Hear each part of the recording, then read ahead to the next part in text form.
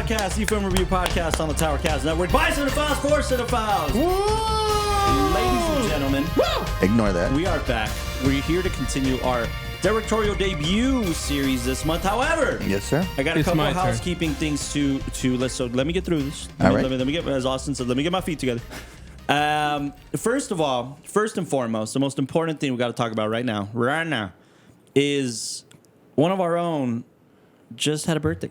Mr. Chazelle Castro. Happy birthday to the man. Yeah, and don't ask how old, motherfucker. He Hey, turned how old? 26. 30. Oh, by the way, I that can was- do the math real quick, That's but I'm not about going it. to call you out. Give or take a couple 10 years. I'm not going to call you out. I can do the math Give real or quick. take a couple decades. No. That's the part I was cracking up during the Wedding Crashers episode because you were saying like, oh man, well I saw this when it came out and it's like, oh yeah, where were you at in life? Like married. It just He you was just like- really I was in my party era, dude. mortgage. And But you're yeah, like, Mr. Castro just had a birthday at the time of the Happy release birthday, of this. man. It'll be about a week 21st later. birthday. Thank you. 21st birthday, but sir, happy birthday. We Appreciate love it, you guys. I love all you guys. love you, man. This is the man. Yeah, there we go. That's Thank you, that's thank you. appropriate. Yeah. We're continuing about. There's nothing better than just like do the podcast on your birthday. It's just fun. It's cool, dude. Right. Hell yeah. I don't think I've ever had the pleasure of being like on set on my birthday, and I think I kind of want that at some point. Yeah. You know, just to be on Really? set. Yeah, it's never hit. Oh, the Lao has. Yeah, for the past couple of birthdays Yeah, I've been working on my been birthday. working. It's a manly thing. No, to do. You just work not your on a birthday. gig, on a set. Yeah. You know what I mean? What do you mean? Yeah, like not on a gig, like a commercial or whatever, like on the No, film. I was doing like set. a music video on one and then like Eric's film. Eric's It film. was our experiment. Oh, okay. Yeah. See, I like that. I want that. It's happy nice. birthday. Thank you, Sri thank you, Guys. thank Wish you. him happy birthday in the comments. Appreciate it. Please make sure that while you're there, you like, subscribe, comment, and share. We Yeah. noticed, and we're sorry because we need to get a little better at this, and we're just like so caught up. If I told you everything we're doing in Tower, and Yeah. I'm very grateful for it, but we're Like, just I did it all. busy. Yes. But the last short we posted, I think it was, I think it was on Project X. But it got like a ton of views and a ton of shares and reposts. So thank you guys for that. We appreciate that. Help Guys us are keep the doing best. that. So we promise to be more consistent. You guys promise to keep on sharing and liking and doing all Yes, that jazz. yes. We appreciate it. The next thing is, in case you've been living under a rock, we announced our 10-year anniversary. It's coming up. We're going to have a big celebration at the Plaza Theater, downtown El Paso, at Taking over. 5 p.m. on Come July on. 10th. Where's it's it a at? Friday night at the Plaza Theater. How much does it cost? $0. We Nothing. made it It free. costs- We went to a filmmaker meetup Nothing. the other day, and a lot of people were asking me, where would we get tickets to? How much is it? We're like, we made it free. Yeah. And they were so grateful. They're like, that's awesome, man. Like, you guys could have charged admission. It's the No, Plaza Theater. no, And we were like, no, man. Like, thankfully, we have partners. Thankfully, Yeah. Creative El Paso, the El Paso Film Festival, Yes. and La Fortuna Studio, they're all helping us out to So just like... when you get those scammers who are outside the door of the plaza that say like, Yo, "Hey you man, want- Bada, bada, yeah, bada, last minute bada, ticket, bada, last minute bada. ticket." No, but yeah, it's free. We made it free because we just want everybody to come out and celebrate. Exactly. There's 2,000 seats in the Plaza Theater. We have enough room. Come party. Come hang out. It's gonna be fun. We're gonna show our latest, never before seen films. We're gonna show a documentary. We're gonna show. We're gonna get intimate. We're gonna do this. We're gonna be on stage talking about our films for a change. It allows him to talk about his feelings. He is. He really is. I'm gonna do my one act play, one man show about my feelings. can't miss that. there's We've watched it there's twice other already. Surprises. Did you get highlights? Or is that the sun? No, It looks like highlights. don't Right, look at it.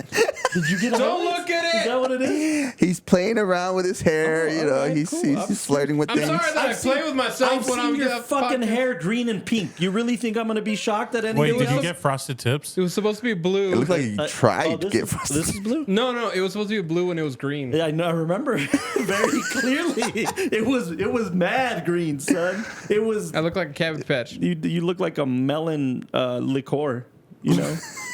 Midori. Yeah, Midori. But yeah, so please join us July 10th, Friday night. It's a Friday night. There's going to be a cash bar. I know that much. Oh, yeah. There's going to be a cash bar for the whole event. Like you can go buy drinks, party with us, have fun. Go talk to Tower. Yeah. the whole gang's gonna be there. No, legitimately. Yeah, we're gonna go have get Towered. Go get Towered. Yeah, we're gonna have some surprises in store. I won't Yes, say much out of yes. that, but it's gonna be really Giveaways? cool.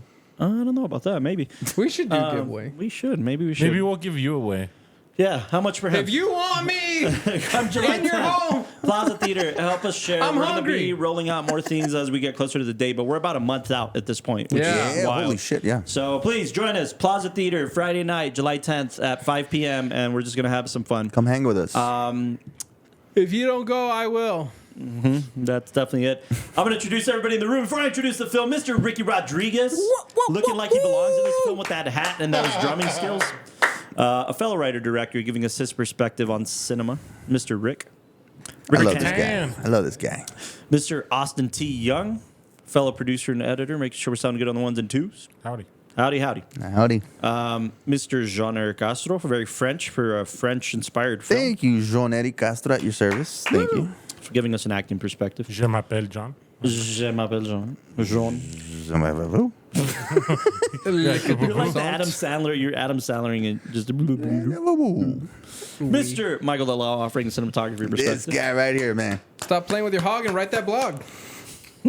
I dig it. I dig it. Yeah. I'm not mad at that one. All right. Too many people playing with their hog. Not Write that writing enough blog. blog. Not writing enough logs, yeah. I'm your humble film servant, Carlos M. de la Torre, offering a writing directing perspective. And we are back, ladies and gentlemen, talking about directorial debuts. If you didn't catch our Bottle Rocket episode, Yeah. that was fun. 56s. In case we've done little excerpts of this just because I think it's cool when we have like a good podcast and I have the liberty to turn it into a radio show. I do. So like I'll get little 15-minute excerpts of when we have a special guest or something. I'll just air it on the show I do. But I went to a screening recently, or we went to a screening recently, I should say. And I had more than a few people. The director of the film, Felipe, shout out to Felipe Vargas. He tells me, "Hey man, I've been walking around like talking to people after the screening, and at least 4 or 5 people came to the screening because they heard us on the radio." I thought that was cool. Nice. So like, so yeah, thank you guys for tuning in to On Film Saturday Absolutely. mornings as we talk about cinema On too. KTP. But Directorial Debut Month. This one's I thought I liked the series a lot, and we got to talk about some of our heroes so far, like Wes Anderson and And that's it. just him. And you got to complete far. your bucket list of seeing his films. Yep. But that That was is- good. that was is good cool.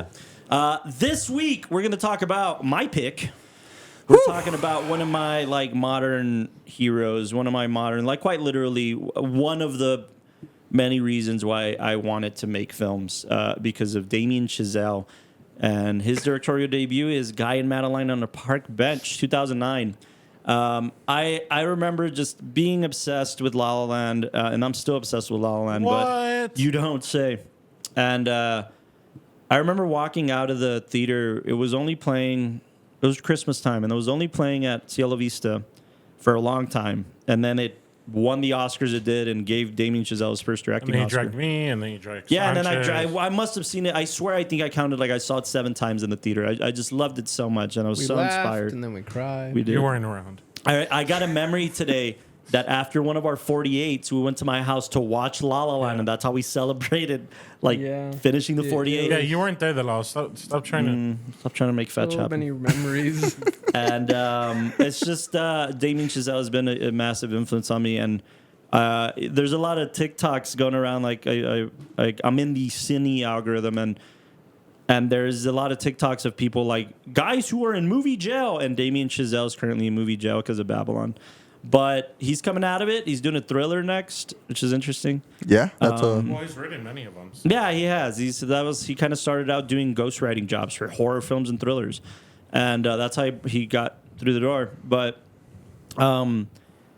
this was his first thing, and it's very it's very cool to see a voice being crafted, but a voice that's very Yeah. secure in what it wants, and a voice that like isn't afraid to show that it's emulating other cinema. And I think first films, I tell like filmmakers all the time, your first few films are the ones that should be the least amount of pressure that you should put on. You should like go out and have some fun and recreate the shit you like, because that's the only way to do it. I think you get better. You get to, if there's a place in your career to exercise that muscle, it's in the beginning. You got in the beginning, you got to like be like, oh, well, I like this kind of cinema. I kind of want to see what I can do with that, and then Yeah. it'll become your own eventually. Yeah, you can kind of see like with this one, it wasn't directed by a yet Oscar award-winning Right. director. It was just an artist trying to figure out what he likes, and you For can kind of sure. see the little blueprints that he was kind of putting. But fearless nonetheless, and fearless because he shot this on 16 millimeter For how much? For I mean, 60,000. yeah, 60 grand, and that was 60,000. probably just film Oh, stock. God. that's the equivalent of like 7,090, Yeah, bro. $60,000 budget. This was, if I'm not mistaken, his senior thesis film at Harvard. And this was pretty insane that what he did with this, but it wasn't like this overnight success thing, man. He still had to very much prove himself. He did this film, and then he moved to LA and he started getting screenwriting jobs Nice. for like shitty, like the Exorcist, Last Exorcist 2 or whatever, like shitty, horror films where he did rewrites on.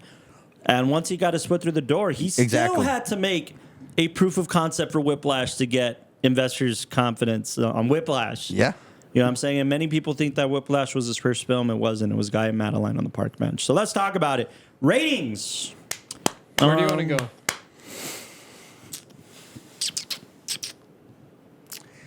Man, dude, I don't know if I should go with my first initial rating, but I'll go with. Let's do it. This is not like, I don't know. I think this film's going to go on to like be this incredible hidden gem for a lot of people, but it's not, by any intents and purposes, this cinematic Exactly. masterpiece thing. It's Well, right off the bat, I'll probably give it a 6.9. 6.9. And I know that's kind of low because you could appreciate everything he was doing with $60,000. You could see his rhythm that he was trying to, get. And obviously, I was looking at the acting. I'm wondering. It's- There's not a ton online about this film, but I'm wondering if they were non-actors. I'm I wondering wouldn't be- if he I did wouldn't what be I've done surprised. and like said, let me focus on them being good musicians. No, I think like Yeah. the director, Damien. I call him Damien. You call him Dame. No, I think he was just trying to, and I've seen this with a couple of directors where they're just trying to capture that awkward conversation instead of trying to capture the performance. And that's The guy, he's done nothing. oh, This see? was virtually his only film. I mean, music, but he's But maybe the both of them. They didn't go on to act or. So no, yeah. I mean, that's where I kind of like criticize and kind of give it a low score because non-actors, not my type of acting. It's more of a just trying to capture the moment. sure. Cinema so- verite style. type Yeah, a thing. little new French wave. French new wave for sure. wave French for sure. wave. French wave French new wave. for sure. Definitely. But yeah, like I said, you could definitely tell the style that, La La Land was, that's why I said it's a blueprint for La La Land because he was just trying to do stuff, right, as a young kid. So yeah, I'll stick with the 6.9 for right now. All right, Mr. Young. I'm actually going to agree with Gaston. Yeah, you're at a 6.9. I'm at a 6.9. Very similar thought. Like, you could see his love for French New Wave and Jazz. jazz and stuff like that. And there's just, honestly, Gaston took a lot of Yeah. what I was going to say. I think me and Dalal talked about this after the film wrapped. We were like, this is going to be a very different discussion than from Bottle Rocket, where Sure. Oh, yeah. Wes was still like finding his voice, but in this one, I feel like Damien had his voice. Oh, And Yeah. it was like he just polished it in his later films. But yeah. Yeah, if he didn't have his voice, he definitely had his confidence, right? He Yeah. definitely had the confidence to like do what he wants and still like try to be as. If I think at first glance when you watch this film, you're like, oh, he was just pointing a camera at his friends. This feels very documentary style. Yeah, but it's I'm willing to bet. There's not a ton online about this, but film is heavily choreographed, heavily choreographed from. Not just the dancing and music numbers, but the camera movements. Everything's so heavily choreographed. So I think it's him, sure, finding his voice, but he's also like being very respectful of the medium. Like, we're going to do this right. I think it's super intentional. No, and I but- agree with your statement. I think if I would have seen this like 5 years ago, I probably would have had that thought. But after being exposed to like French New Wave and stuff like that, like, yeah, definitely. You know what it feels like? And it's not a good or a bad thing. It feels very homemade. Or handmade, I should say. Handmade. Yeah. Handcrafted. Handcrafted, Yeah. for sure. And I say that leaning towards a good way. Yeah. yeah. Yeah, for sure. Artisanally handled. But yeah. Anyways, 6.9? 6.9. Yeah. Mr. Rick. I honestly forgot. I had it at 6.8, 6.8. 6.9. But I'm gonna bump it up to 7 because of the musical numbers. I think the film you can kind of separate the story and the dance numbers, all Right. the musical numbers. I thought there was no I mean, the story. I think that's any criticism you get, it's from that. Yeah, I agree. I didn't mind. The acting was fine. I mean, I think the acting Right. was good for them being non-actors. Right. Nothing big. I think they did well. It didn't really go anywhere, but the dance numbers were For sure. were fun. They were well done. The music was good. So I think you can kind of separate the film in that. You don't think some of them? I don't want to be mean, but a little long, a little stayed too much on it. I like what Rick said earlier. He think said the they should shots call this could- B-roll. B-roll the musical or The, what? the film should have been called B-roll. I think that the rest of the film held a lot of shots too long. I think I did notice I think that. that's part of it. With the music numbers, I think you can. I think that kind of goes along with any musical where Kinda it let kinda them- feel out of left field. It's not always part of the Yeah. conversation, or it just guides it into the song. Sometimes you just break into song. Yeah, the sense of heightened reality. So you can break those rules a little bit, Yeah, right? when she sang that first number in the park, like really good song. You kind of wondered, like, is she actually singing this? Is this in her Right. head? But Yeah. Especially the restaurant one too. It's pretty good. Yeah, I agree. So 7. No, 7. I'll go a solid 7. Yeah. Solid 7. Solid. Fair.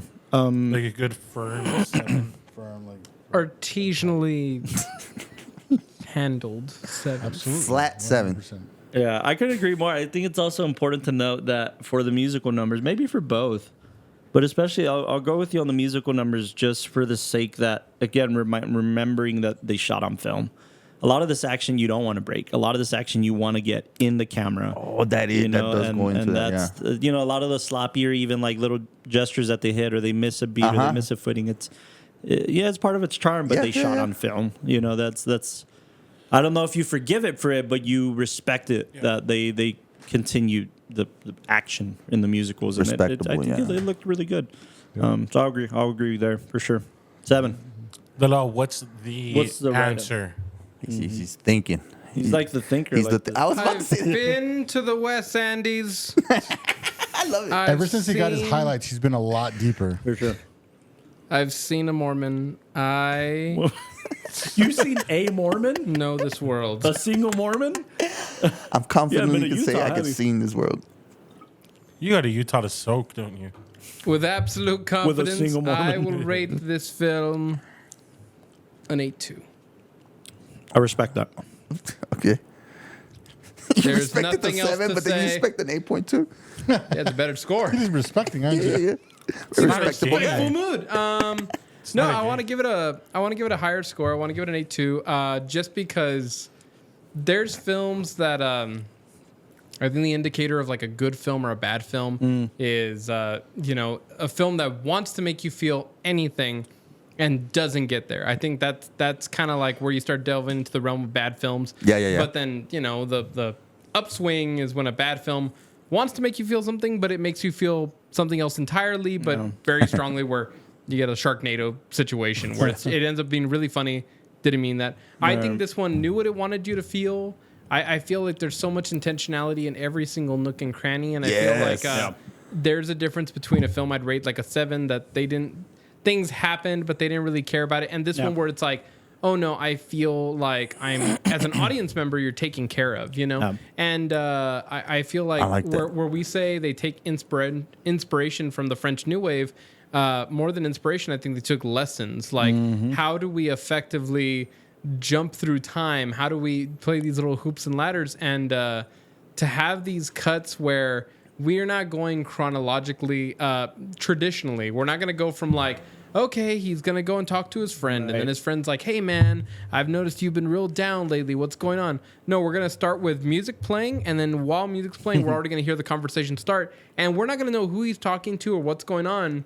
But emotionally, we're already there. So Yeah. it makes sense for the film. And there was a lot of those moments that when people are talking or doing things, you don't understand where they are in space and time, but everything makes sense. And even like that initial montage where you basically kind of already spoil what's going to happen in the film. This whole like, we're going to start off where they're in love and everything's going great and perfect. And then they do a breakup on a park bench and then their lives have to go on. And then we jump to a week before and you were mentioning like, oh man, what a strong scene to bring back him like putting away the photo of her because she's gone now, and it just it was so well crafted. And I mean, I feel like at this point I wouldn't even say like, oh yeah, like he wanted to go there, because there was I felt like there were so many beats that he did go there. The only reason I probably wouldn't throw this up into like a 9 or 10 is because I know that he's made stronger films with stronger directing as he went down, but for this one being the first one out of the gate, I mean, more than seeing like how good he's going to become, I just feel like, man, you see a lot of talent already there. For sure. And I was really impressed by everything, and it definitely wasn't something that I was expecting. I was expecting like, okay, like kind of with Wes. Yeah, the story's there, and you see these Wesisms, and I was ready to see some Chazelleisms. Yeah. But more than anything, like I just think the parts that he was confident about, they came across really well. Yeah. And I was really impressed with that. Even like the whole whip handing thing, which we saw from like La La Land. And you see like Whiplash. Chazelleisms are there. Yeah, they're definitely there. And it's like, oh man, if you were given a little bit more budget, a little more rehearsal, a little more time, you probably would start nailing it. And I mean, the next films he did, yeah, you start nailing it. So that's where I'm at right now. I feel like it really, really strong. 8.2. 8.2. Carlos, what's the right answer? The right answer is all of your scores. No. It's an average of our scores. I have to agree with the law heavily on this. I'm at an 8.5, and I think this is just, it's nice to see something like this stand the test of time. I mean, to me, look, all of us went to college. All of us went to film school in one version or another. What? Sorry, Austin picked up his head when you said we all went to college. We did. He did. That's where we met. We all went to, did it on purpose, to a version of film school, and because we did, we know what these things look like, and like this is the film the seniors film school student hopes they can make. Ooh, yeah, and it transcended film school. It transcended. We're watching it in El Paso, Texas, in 2026 because it transcended film school. You know, it also has a lot to do with like going backwards to study our favorite directors, but. This man transcended his film school thesis, film, and I heavily respect that, and I couldn't agree more with the last points. I think the key word you used was care. There's so much care put into this thing, where again, just by comparison alone, I'm not just comparing the Wesisms for the sake of it, but comparing the fact that Wes Anderson had studio backing, and what did we say, like a $7 million budget, and this was $60,000 shot in the city he went to school in, and probably just got a bunch of his music department friends because that's what he was studying, and the fact that he did this with Justin Hurwitz, who's still his closest collaborator, who wrote all the music for La La Land, First Man, Whiplash. I mean, Justin Hurwitz is an Academy Award winning composer now, and they met in college playing in bands together because Damien Chazelle was a drummer and Justin Hurwitz was a pianist, and they were in bands together. And the fact that they found each other, and the journey started here. And God, I'm gonna say that Justin Hurwitz's voice as a composer was way more developed than Damien Chazelle's as a director at that time. Like Hurwitz was ahead of the game. Hurwitz was composing some incredible music. I think the music for Guy and Madeline on a Park Bench is superb. It's top tier. You can hear it, and so much so that when you listen to La La Land, a lot like Hermit's Habits. If you listen to Hermit's Habits, it's this instrumental for the montage of La La Land. They took it directly from this film. The music is the exact same. Oh, really? They just like paid homage to their first feature film, and that's so cool. They did that multiple times in La La Land when they're in the soundstage and they're walking on the Warner lot, and then she stops and she sees like the filmmakers crafting the film, and then there's a banner that like flies in front of them. It says Guy and Madeline on the park bench on the banner. They paid homage to their first feature film. But I love that Hurwitz is in this, and his voice is present in this. Hurwitz is as much a part of Damien Chazelle's voice as Damien Chazelle is, and you see that in Guy and Madeline on a park bench. Yeah. I could go on and on about all the emulations, and sure, French New Wave. We just did Breathless not too long ago, so to see them emulate the French New Wave, I think it's so hilarious that you want to place this film, and when we're watching French New Wave, when we're watching any foreign cinema, we tend to be like, ooh, like, is this something I'd catch on TCM or in a film salon or whatever? It feels like that because it's foreign, but when you hear them speaking proper modern English, I think it kind of takes you out a little bit, and I think that's part of its charm for this film is like, can I make a modern day French New Wave film, and still pay homage to the musical? And it's not because I think the minute we start seeing more craftsmanship immediately up front, like polished craftsmanship, I'd be the first person to be like, oh, fuck off, dude. You're like on a steady cam and you're on tracks and dolly following him along the sidewalk, and it's pretty outside and there's color. And that's not what this is. This is jazz. This is a jazz film. And I think that's the best way to describe the French New Wave is it feels like jazz. It feels like quick paced and cuts and not the orthodox way of making films. In fact, this French New Wave was emulating cinema verite and documentary cinema and fly on the wall cinema, and 100%. this was doing that for sure, and was unapologetic about it. I think as first-time filmmakers, we tend to be scared, even when we're trying something fun and new and the bar is low. We tend to be, we don't commit to like the bit. We don't commit to, I'm going to follow him with shaky cam, and then I'm going to turn around and I'm going to go here. I thought that my favorite, cinematography-wise, my favorite shot of this whole thing, so much so that the law like glanced away, and I was like, no, he has to see this. I returned it in the screening, is the whip pan, which is great. It's classic Chazelle, but it's the whip pan into the music, into her back dancing. into the whip pan, and then we follow. The camera doesn't stay there on the pan. And he's we following follow in the into room. the drummer, and then now the trumpet's outside, and we're panning back to the trumpet, but we're also equally getting these sprinkles of her face, because that becomes the most important thing later on in the story. And I can't stress that enough. This to me feels like other French New Wave films, like Truffaut films. God, I love this sequence so much. By the way, you can find this film on YouTube in its entirety. For free? For free, yeah. This is Ricky's playing it off YouTube. In its entirety, you could find this, and I signed up for a free trial for nothing. well, we saw it in the highest quality, I guess. It looks the Without exact same. ads too, so This that's to good. me, it does actually. This looks In fact, incredible. this looks kind of sharp. Austin, what do you think? This looks incredible, and it's again. If you watch more French cinema, when I got kind of in the rabbit hole of French cinema, like Truffaut, the aspects of the couple, the aspects of the male and female relationship, and the exploration of loneliness and the exploration of longing. Again, I think I give it an 8.5 because it hits my sensibilities as a storyteller. But you don't think it kind of lacks? I think the story was a little thin. I Because don't- even he was kind of getting lost on it. With like, I think who's that's who? the difference. I think something like we talked about in The Mood for Love or the Before trilogy, there is no story. There's character.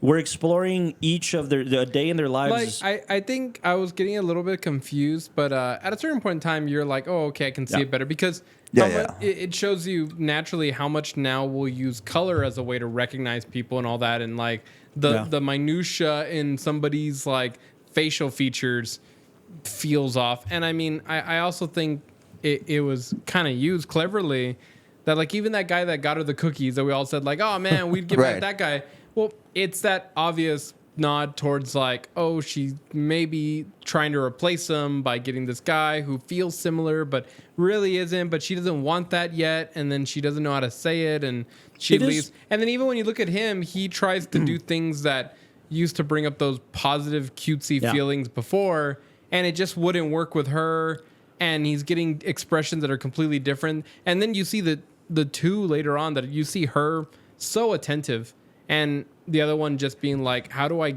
get this to stop? And I don't know, I feel like where I was getting lost later on, I just saw like, I see what he's going for. I see what that is. And again, I have to trust everything he puts out, because it's not somebody who's like doing all this by accident. Everything It's feels very intentional. Yeah. Premeditated. Partner. Really? But I would've think thought. that's the thing. I think we've been getting heavily in the conversation these days in the hip hop world of Drake because of his new albums. And what I've liked about Drake, Drizzy Drake, and the trajectory of his career, similar to like Hurwitz and Chazelle, Drake 40, Drake's producer, is very much just as much a part of Drake's sound as Drake is. And I see where you're going the with. emulation of Drake his intention with his sound, creating his sound, was, I want to emulate in song that feeling you get of driving home at midnight in your car and listening to music. Wow, that's pretty. That's what he wants to emulate in his music, and I exactly compare what it that is. to this. I think Chazelle's wanting to emulate a feeling more than he's wanting to emulate a story, and that to me is more special any day of the week. And a lot of foreign cinema broke the rules that way, where American cinema was traditional. This is act one and act two, and this is the Exactly. structure, and then this is his want, and this is her want, and this is more about going through life missing somebody. And you know what? Like, even something that you would think, like, oh, they lingered too long on it. Like when she's trying to boil water. Right. I don't know about you. I don't know why she's boiling water. There's nothing there near her. Like, she's just boiling water for the fun of it. No, I mean, And- people boil water to get rid of the bacteria. You see, that's something you can. No, but you can, I mean, like... but that's something you can like analyze it while you're watching a film. Why is Okay. she boiling But on water? top of that, You know? on top of that, Intentional in the sense you're that it makes hearing you. the conversation between Guy and his friend, and it's so natural, and they're so He's breakdancing. comfortable, and yeah, they're doing this whole thing, and then with her, she's just this whole time it keeps coming back to her boiling water. Yeah. But it's a perfect example of like, you're not built for this. You don't belong here. Right. Like and then the more she keeps trying, the more she does these little things. Yeah. It was just this weird emphasis of like, oh man, You're you not. You're not really just yeah. don't belong here. This like, is his house. yeah. These are his cooking utensils. This is his stovetop. And then when his friend comes by, it's like, oh, I couldn't work in. And then he hits a button and But then it works. and it's just- Madeline feels so lived in yeah. when she's there. Yeah. There's a lived in aspect where when we're cutting to shots of her in the bed, she's uncomfortable and he's like chilling. He's like under Or the even when pillows. they're showering, like it's it could have tight felt and romantic, yeah. but yeah, it was just like, oh, well, this is what we got to do, and you know, Yeah, there was like not it's all 100%. it's all subtleties, but you know, that's the difference I feel like between, you know, and like you said, student filmmakers hope that they can do this, because I feel like a lot of times when we make movies, That's good. That should you be know, like the title of it. yeah, early on, I think we'll rely on a lot of happy accidents. We're hoping that Right. everything works out with the I'm set. not positive there was a Yeah. fair share of them in here. Oh yeah, but Yeah. but enough happy accidents with the balance of enough like careful filmmaking, where then people could go back like us today, look at this, and genuinely, I feel like I could look at any frame, any moment, and I could dissect it. You Yeah. know, I could actually like go in and find meaning derived, and I'd probably be pretty close to what Chazelle was going for. Sure, happy accidents, I could be like, oh, was this because of this? And like most directors, it's like, Oh, of absolutely. course. Of course. Oh, sure, Yeah. sure. But I mean, it's again, 3 it's weeks also of planning. a styling thing. I mean, I'm not particularly fond as a cinephile of.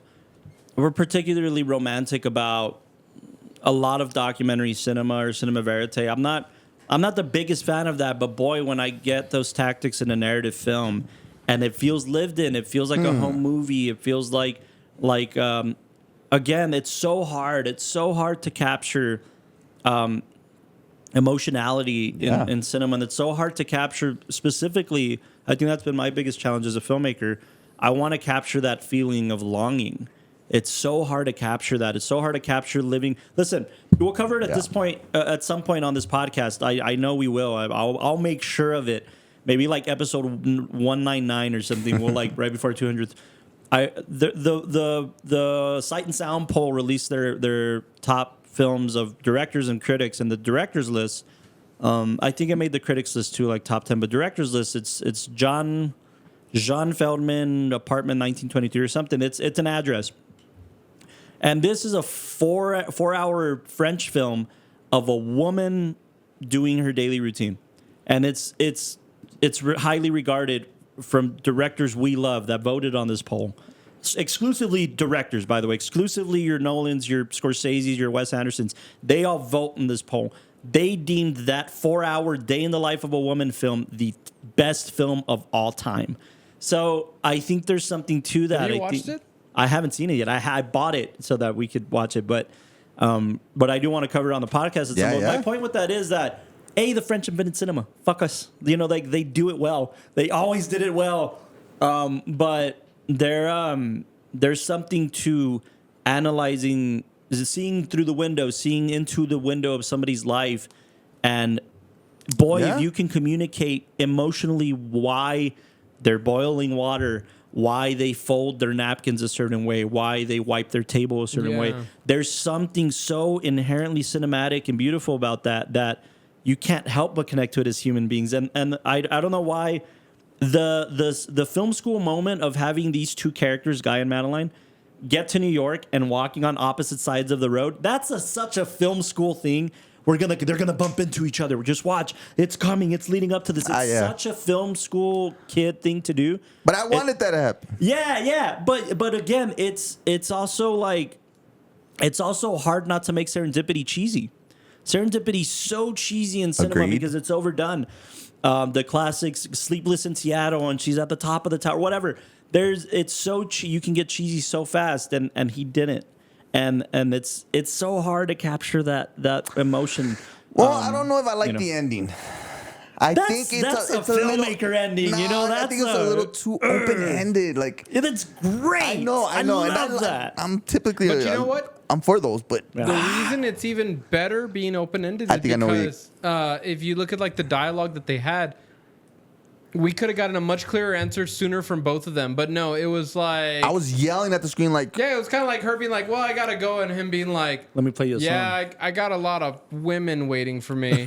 But then the moments of truth in both their characters, like I wrote something, or she asked like, so have you been writing? It's like, yeah, well, actually I did. Can I play it for you? It's like, nah, I gotta go. And it's like it shows you so many layers. It first shows you that there's a connection between these two that we haven't fully explored. Okay, yeah. Right? The connection between the two is when he's writing actively and they're living together, she asks him, she cares.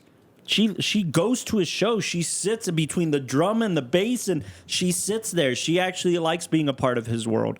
And you guys know, as an artist, that's like the biggest, most romantic thing your partner can do is to want to be part of your world. And at the bare minimum, ask you questions like you're writing or what are you doing or how does it work? The Show different interest, expressions, like where he plays this full song, but then we cut back to the last girl and she was in bed. The juxtaposition of like, why are you playing so early and like, fuck off, like you're being loud and get away, to have you been writing? Yeah. And again, and then after he finishes looking at her, and you could tell that she was ready to listen for another hour. Yeah, like it's the before sunrise moment of like he's gonna miss his flight, and he's in her apartment, and she's like, baby, you're gonna miss your flight, and he's like, I know. Like she's not going to the station, you know, or at least that's what I want to believe. That's the beauty of this ending is she's gonna sit there and they're gonna reconnect, hopefully, and even if they don't, and you don't want to be you want to be more cynical with it. What a moment to tell your grandkids later on, well, I met this girl and we didn't work out, but we connected, or in your memoirs or whatever. The romantic aspect of, we talked a lot about the Scorsese film Age of Innocence. It never happened. They never got together, but that relationship will live forever in both of their memories, in both of their hearts. And similar to Mia and Sebastian in La La Land, they don't end up together, and they? Well, No. They're chilling. that look of this relationship will mean more to me in my life than you'll ever know. I love that. Chazelle does that incredibly well. Yeah. And I mean, the maximum of that is I feel like when we look at like La La Land and that whole buildup of them talking in the apartment and being like, chicken on a stick's not going to work. Right. Call it Seb. Seb's works and all that, and then drew a little design. And then to hit the end of the film, and on a big neon sign, Seb's. That's where whether or not they stay together doesn't matter because he's already shown her. She will always be a part of him. Yeah. I'm glad you took me to see La La Land, and dude, I was like, I'm so glad because I'm not a musical guy. No. But it was such a great moment when we all went to La La Land. Dude, Most that people ending for La La Land was. But look at the journey Chazelle had to go through. To your point of it being an undercooked story, maybe.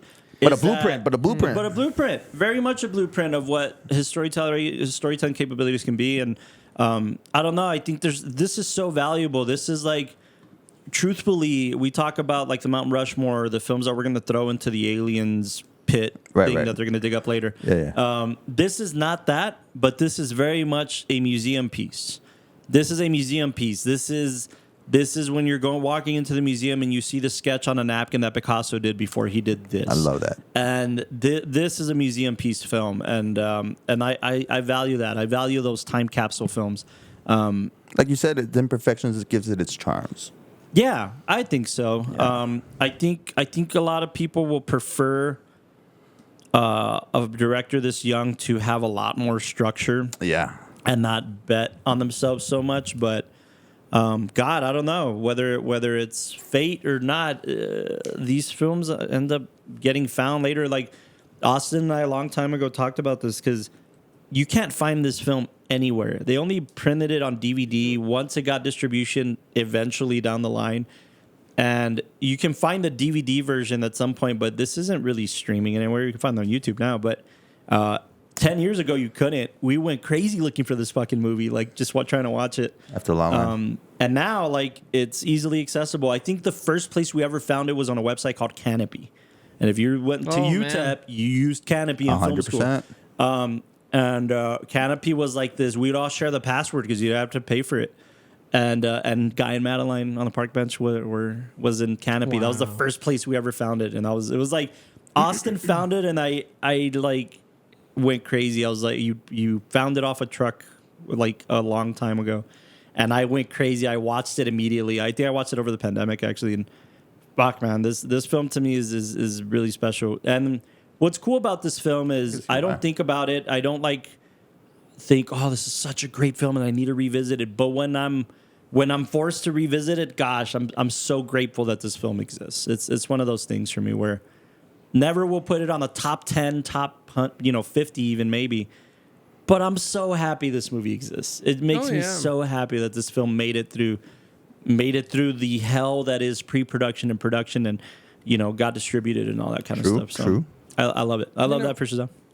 I also feel like very much in a French New Wave fashion. I never realized that kind of the birth of the French New Wave, right? Like Breathless, that whole concept of like two people hitting each other off for random circumstances, but then staying with them forever. The whole like line of the girl at the very end in Breathless. Right. And that was very much this, and that's very much what he's kind of kept true to in these other ones. We open So with interesting. quite literally Guy and Madeline sitting on the park bench breaking up. That's the film. That's the kicking there's off the of bench, man. of their duality of their journey. The kick in the nuts. Is kind of the hit, and I would have maybe done a bookend myself, but that's the romantic, Also, Woody Allen thing, Manhattan and the park bench right by the so Seine. many moments that it was just great that he knew, oh no, I'm going to leave this up for interpretation. All the conversations and everything. I love that we see just him getting up, very sad, leaving, and her sitting in silence. And it's a breakup. But I don't know, as somebody who's like mind wanders, you wonder like, okay, I know what happened, but like, what did you say? Like, where did it go? Like, was she yelling? Like, was she that's a not? good Is that thing. the end of an hour-long conversation? Or was that like 5 minutes of being like, I messed up, and her being like, I know, leave? Like what? Yeah, it's also a little close to home, not home, but to just realism. This is how it works, right? You break up with somebody, and each of you go on to date other people, and you do other shit, and then you think about that person, and then you wonder how they're doing, and then if you go deeper into that rabbit hole, you look for them and you try to talk to them, and then you wonder why is this person so important in my life, and there's something unexplainable about Also, that. what an interesting side segment. The girl who breaks up the relationship, but then she ends up with that old guy. Yeah. And essentially being a homewrecker there, Yeah. but like almost getting a taste of her own medicine. Like I feel like in that moment, it's like she has to reflect on who she is as a person. Is that what it was? Guy might be her Madeline, if that makes Yeah. sense, down the line. Yeah. No, but again, there was just like a square, a square peg in a round hole. Like they just didn't fit. They just did not fit. I will say too, it's really great. In case you missed it, we covered Umbrellas of Cherbourg on this podcast, and Guy and Madeline are from the Umbrellas of Cherbourg. The names. Wow. Guy and Madeline is the one he ends up with. It's not. It's Guy. It's Guy. Guy and what's Madeline. Madeline is the wife. Madeline. But I thought, why didn't they go with Genevieve? It's like, come on, dude. You call Genevieve some fucking American woman Genesis? in Boston, Genevieve. It's like, no, they did. I think he did Madeline because, at least that sounds a little more American. Sounds kind of French. That's my mom's little name. Madeline? No, Genevieve. Genevieve? No wonder. You and the French. You're Jean, I your really mom's wanted Genevieve. you to say. That's my mom's name. Oh, Madeline? No, Guy. No, Genevieve. I don't know. This is there's a lot Good to movie. dissect on this one, and again, it's the type of thing that whether you're a student filmmaker or just a novice filmmaker or like an up and coming filmmaker, you want people to pull you aside after a screening like this and be like, "Dude, I caught this, and I think that," and this is definitely that. You know film. what I thought the ending was gonna go like, and it's kind of like it's one of my favorite films, but I'm pretty sure you guys are gonna hate it. Butterfly Effect. Oh yeah, sure. At the end, when they see each other and they decide not to like. Rick's like, "That's a good movie." Not this Right, fucking. right. One, bro. To me, I grew up with those type of films, and I just remember that ending where it was like that's the best. That's you want us, to give our own interpretation, but they give us the answer, right? He walks away because he what a doesn't. disservice. No. But for the film, it does because it's a butterfly effect. Well, He sure. I knows mean, how, that's specific. how it's going to How? end up. It's a disservice because it doesn't let you think for yourself. No, but I it love feeds that. it to you. But I love that one for that one. Well, no, look, specific films, it's necessary for it, but I don't know. I prefer to. It's the ultimate sacrifice is what he did in Butterfly Effect. Well, Yeah, no, I he mean, knew because he it's a already had choice tried for the so many story, times to but change again, it, and he already knew. He was like, Open-ended, "No, I like how it ended." I like open-ended. Endings, and I'm not specifically speaking about this one, but I do genuinely like it, but it does open itself up to pretentiousness. To say this is what they meant, you don't fucking know that. You don't. Like, But I that's, get so sick of That's people a good trying way to to just put say, it. this is what he meant. No, he didn't. When everybody tells you, this is what The Sopranos ending meant. No, it did not. Yes, because if you look at it, no, it did not. Yep. It was open-ended. It's that Schrodinger's cat. It's like it's either dead or it's not. It could be either one. That's all it is. Yeah, it it's can meant- be, but I think it's.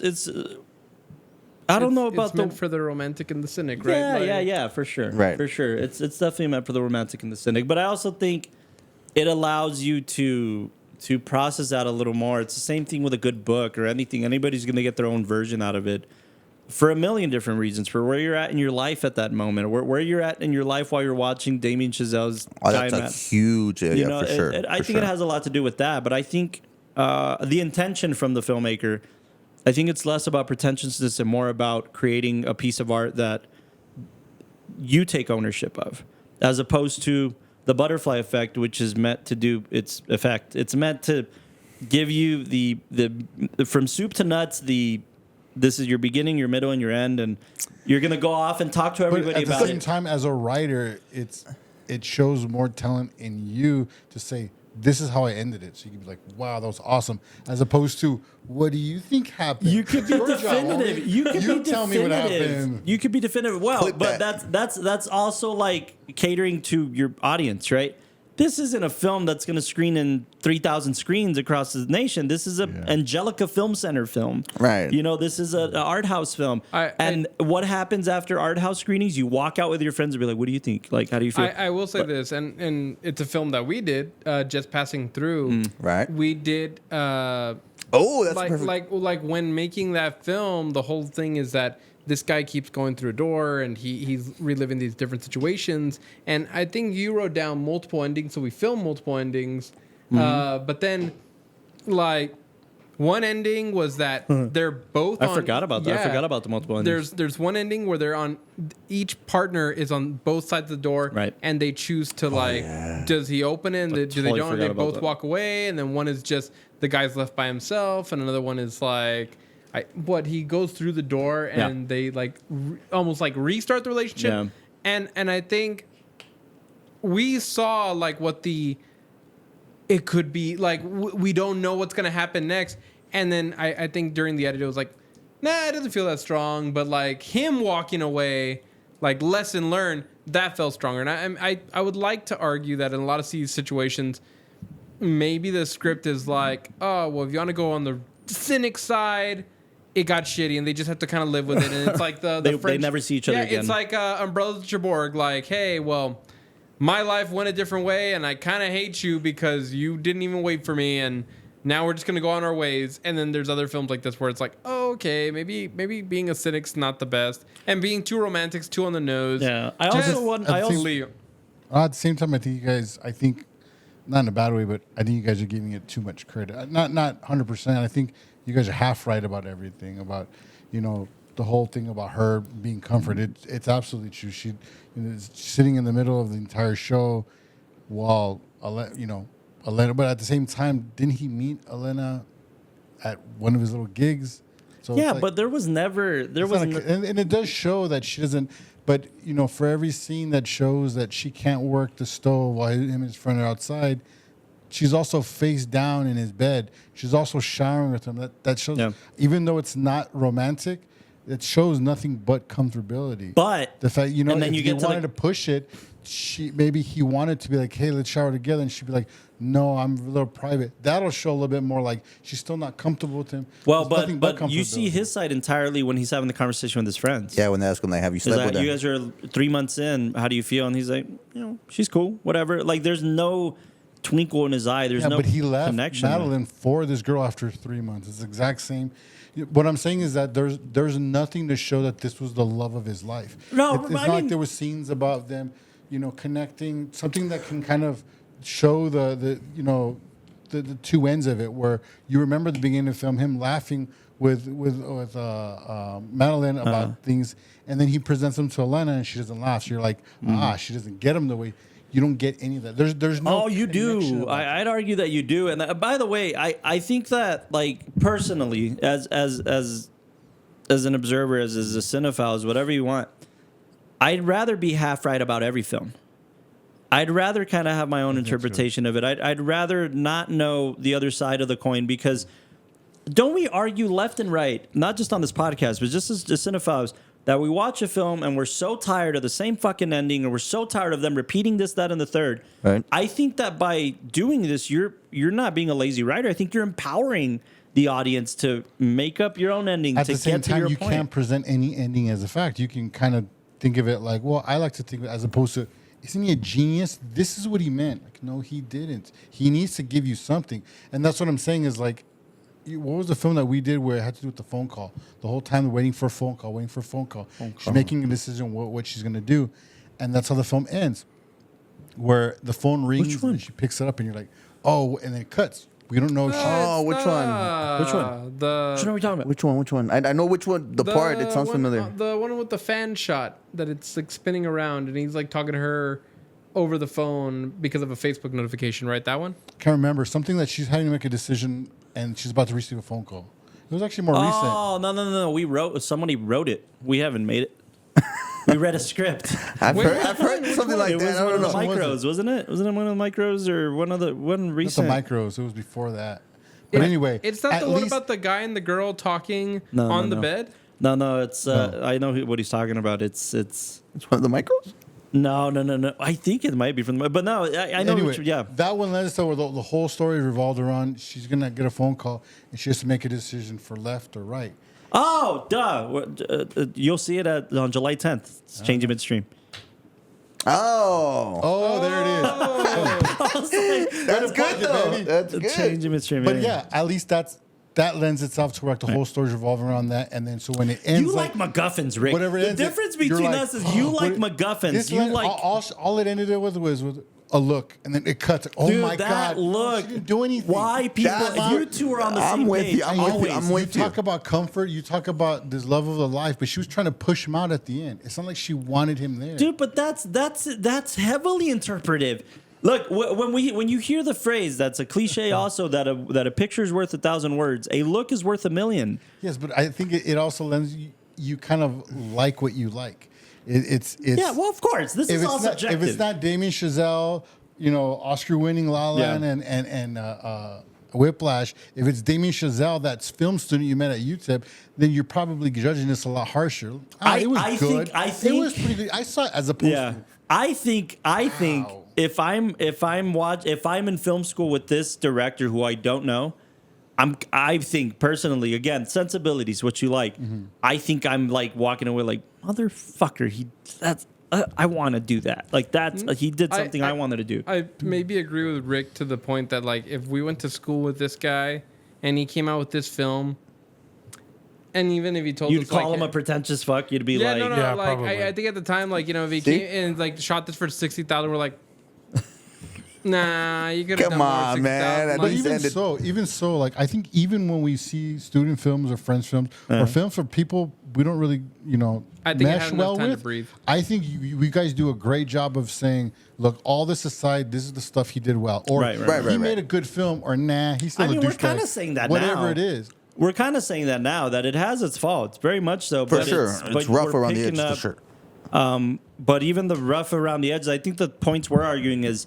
it's intentional. It's entirely intentional. It's not stumbling across a good character or a good shot or good. It's completely intentional. There's too much going on that when you look at those scenes, you can deduce it to everything's just a happy accident or a filmmaker trying to be pretentious and cool. Yeah, and trying to be Godard. Yeah, because there's a lot of points where you see where, again, you could call it inspiration, but I would say he's taking lessons from the French New Wave and implementing them and then using the open space as you can see him finding a voice. But I see your point, Rick. I mean, I think the majority of any audience, the majority of any person, even a lot of filmmakers, especially in today's day and age, they'll look at this and be like, ugh. Like, for many reasons. The fact that it's black and white, the fact that it's all handheld, the fact that, this guy's just trying to, like... Yeah, I guess so. I get that. It does fall into the film student The film snob. But it falls into, like, a film snob thing. Like, it's an art house picture. Again, I can't stress that enough because... what else are we going to talk about this month? That's Directorial Debut. We're going to talk about Shaun of the Dead. Shaun of the Dead is no art house film, okay? It knows what it wants. It goes after the plot. It's fun. It's funny. This is not that. Art house cinema is way different. And dude, for crying out loud, we haven't covered Lynch on this fucking podcast, man. We haven't covered a lot of filmmakers that fall under the pretentious category, fall under the film snob category.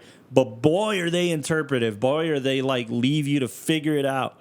I remember my first time watching Eraserhead, and I'm like, dear God, what the fuck I've am I never watched it. I've always been scared to watch that one. You watch his most accessible one, or palatable one, which is Mulholland Drive. Oh, yeah. And even that one's just like, Jesus, what the hell? Like, what are they going through? Yeah. Like, But there's that both one's good. camps, That one's and good. both camps are valid, and both camps exist in cinema. And I think Shaun of the Dead is next, so we'll talk about that too. We'll talk about the other end of this. Fun. We'll talk about the other end of this spectrum. Slacker's next. Which one? Bummer. Oh, we're doing Slacker? Cool. Yeah. Another art house film, Rick. Well, Man, Guy and Madeline on the park bench, ladies and gentlemen. Here we are. Check it out. I love it. This is great. This is a great conversation. This is what good cinema does. Exactly. I'll go up to a 7. From a 6'9"? I have nothing but good things to say about the music, and I'm not a musical guy. Right. I think the dance numbers, the music, it was fun. It was well. Where you find merit. Where you find merit. very It much. sticks to you. The acting was good, if not fine. It wasn't bad. I mean, what it was trying to Acting do, was like, good, if not fine. If not horrible. That is. If not, 'Cause it's God. more I of the- hope it's- nobody ever describes But- anything I do. Like Carlos said, it's more of filmmaker a- my bad. knows that. Like, I'm sorry about that. No, Any you're filmmaker knows that. Like, you work with non-actors. It's hard. That's a hurdle in itself. Like, Yeah, it's a little for bit sure. like- and I think he did well. I'm surprised he didn't keep working with them because they did well. I think he kind of like cheated in order to make him look kind of like good. Then You can see a Fair. lot of the Fair. talks he would kind of like cut it because obviously they had a little bit of odd like We're audio. not staring at performance per se. We're And then it would just change kind of to like a fly in the wall type of situation, which is fine. I understand that type of acting. Good, Yeah. if not fine. next week. Guy and Madeline on the park bench. Guy and here. Madeline on the park bench. Let us know what you think. Let us know what you give this film, and hopefully you check it out. It's a You tight, gotta watch it once. Yeah, On it's a YouTube. tight 82 minutes. Okay. Yeah. So you can watch this. This thing's not even 90 minutes. Next week. Next week, ladies and gentlemen, we're going to talk about Richard Linklater's Slacker. Come on. Somebody remind me to bring my Blu-ray. I haven't seen Slacker in a few years, and Same. when I watched it, I loved it Guilty. so After much. that, we'll be doing Reservoir Dogs and then Shaun of the Dead. And then we're going to end with dude, Shaun of the that's Dead. You see, that's how to mean, bro. do it. We so bore mean. the people first, and then we get give into them the fun the shit. last two. All right. Shout out The to la- my. I think the last two are probably the most like commercially viable. Yeah. Yeah, that's 2 fair. to 5. What are you gonna say? Oh, I was gonna say shout out to my coworker the other day. She like came up to me and she's like, "Do you think I'm a slacker?" And I was like making all of her drinks because she wasn't doing anything at work, and Yeah. Does she listen to this podcast? Probably not. She don't care. She's a slacker. Yeah. Next week, ladies and gentlemen, we'll talk about Linklater Slacker. We'll have some more conversations on directorial debuts and what they do and what they don't do. Yeah. Let us know what you think. Let us know your favorite directorial debut. Yes, did we miss comment. something? Let us know. We're covering virtually Reservoir Dogs, which is everybody's fucking favorite directorial debut story, Haters. maybe. Haters. Drinking hatery. Haterade. Reservoir Dogs is probably my favorite Tarantino film. Nice. I Never seen think it. Yeah, It's still mine. I don't believe I love anything you say Hateful about Man, Eight. Ricky's films. spicy tonight, man. What you Whether guys you put on watch this them or drink? not. Chris, they go, Rick, are we gonna fight or make out? Because I got 5 minutes. I do both naked. The best of it. Hey, that's Tower We'll After see you Night. next week, ladies and gentlemen. Thank you for tuning in for the Watchtower Film Podcast. Good night. Good night, everybody. Love you guys. No, she was your favorite park bench.